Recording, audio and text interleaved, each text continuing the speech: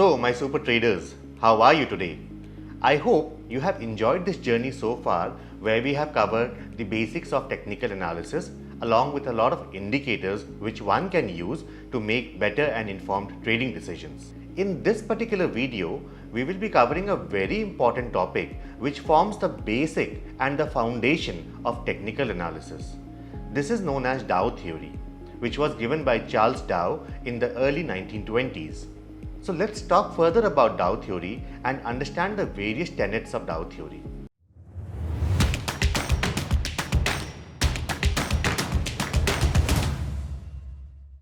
As you can see on my screen, we have 6 basic principles of Dow theory. The first one being price discounts everything. This is something we have stressed upon and emphasized in our first video as well, which discusses the foundations of technical analysis. So as we understood, price has all the information about the organization, be it past, be it present, and be it the future plans of the organization, which is already in public domain. Second, market always has 3 broad phases in which the market moves. A phase of accumulation, followed by a phase of run-up, followed by a phase of distribution. Third, whenever market is in a trend, there are 3 broad categorizations of the trend: the primary trend, the intermediate trend, and the swings or the minor trends. The fourth tenet states that market movements should always conform to averages, which means if there is a divergence that we see between 2 averages which are otherwise in sync, then it is time to be careful. Fifth, and very important, as we have already spoken about it, whenever your market movements are visible and whenever the trend is changing or picking up momentum, always watch out for volume confirmation. Higher the volumes, better is the strength of that particular breakout or momentum. And finally, watch out for clear reversal signals. If something is going up in a smooth fashion, don't doubt it, because Charles Dow believed that once something is set in motion, it will follow that path unless something comes externally and tries to stop that motion, which is very similar to Newton's first law of motion as well. So let's try to understand each of these tenets further and build up on the concept of Dow theory. As you can see on my screen, I have taken a snapshot from Screener where we have the current market price of the stock and the book value of the stock. And I've selected a few companies where the market price is lesser than the book value. This does not mean that something is coming in for cheap and available for cheap. This means that there is some problem or there is some reason why the company is traded below the actual book value. So price, that is the current market price, has all this information already imbibed. So don't go by this premise that something has a higher book value and is available at a price lower than the book value. It is a good bet. So coming to the 3 trends of the market, the primary trend, the intermediate trend, and the minor trend. Let's try to understand that. So on my screen, I have plotted the chart of multi-commodity exchange. And as you can see, if I look at this particular movement where the stock is forming a higher top, higher bottom, higher top, higher bottom formation, I would consider this as a primary trend as long as this trend is being formed between 1 to 3 years. Trying to understand the intermediate trend. As we know, whenever something moves, it will move in a smooth zigzag fashion. That means in an uptrend, your resistances are broken, your new supports are created. Resistances are broken and new supports are created. So this particular retracement of the prior swing high and the stock coming down to form a support is called your intermediate trend.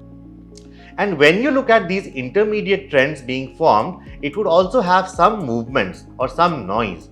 So this particular phenomenon is known as your minor trend.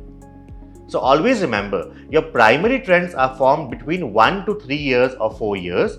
Your intermediate trends last from 3 months to less than a year, and your minor trends last from a few weeks to a few months. Now coming to the third tenet, which is the 3 phases of market. These 3 phases are known as accumulation phase, a run-up phase, and a distribution phase. As you can see on my screen, this is the area which I have highlighted where the stock was in a consolidation phase. That means it is sideways. It is not able to cross a defined resistance zone. It is not able to go below a defined support zone. This accumulation phase is the phase where astute investors come in and they start buying the stock gradually. It is not letting the price movement reflect that yet. Then comes the run-up phase, where the stock comes out of the accumulation zone, it starts giving you a run-up, and this is where all technical traders also come in and fuel the rally. They will see that the stock is now clearing its resistance, it is going and forming a higher top, higher bottom, higher top, higher bottom formation. And this is where the run-up starts and the stock price starts going up. And then comes the distribution phase, where people start booking out their profits and they start looking out for better investment opportunities because they have already made a good amount of money by buying in the accumulation phase and being a part of the entire run-up journey. So these are the three phases of market movement: the accumulation phase, the run-up phase, and the distribution phase. Fourth, and a very important thing is that market movement should always conform to averages. So what Dow noticed was that when the US manufacturing index was going up, the transportation index started going down. Normally, these two indices will typically move together, which means if there is more manufacturing happening, there would be expectation that more transportation activity will happen. But he saw that this is not happening, and this was the time to be cautious. And then we saw that the markets corrected big time. So whenever you see that two indices or two averages which should otherwise be in sync are not in sync, it is time to be cautious and it is time to wait for a clear trend to emerge. Whenever you see a breakout or whenever you see a stock coming out of one zone and moving into another zone, let's say from accumulation to run-up or from run-up to distribution, you should always watch out for volume confirmation. If you have these kind of breakouts or movements from one phase to another with huge volumes or above average volumes, that is where these movements are significant. So as you can see on my screen, when the stock came out of the accumulation phase, we saw a good volume pickup, and this was a valid movement. Similarly here also, when the stock was coming out of the accumulation phase, we saw a good volume pickup, which is again a confirmatory sign for me. And finally, watch out for clear reversals. Just because something is going up doesn't mean that it will not go up any further. For example, we have all been aware of the movement of Adani Enterprise stocks. So Adani stocks are continuously making newer highs and newer lows, and it is in a strong bull grip or a strong uptrend. So don't doubt that trend unless you have some external reason or some external force which is coming and stopping that trend. So as you can see on my screen, if the stock is in a defined uptrend forming a higher top, higher bottom formation, as a technical trader, it is my job to identify and to follow this trend and to be a part of this trend. And my only friend in this journey would be stop loss. As long as I trail my stop loss and I make sure that my capital does not get eroded, I am doing good.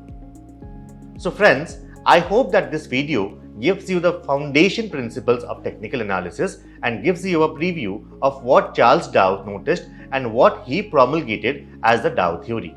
If you want to read further about this, there are many books and many articles that you'll be able to find on the internet. And if you have any doubts, please feel free to put your doubts on the comment section. Thank you.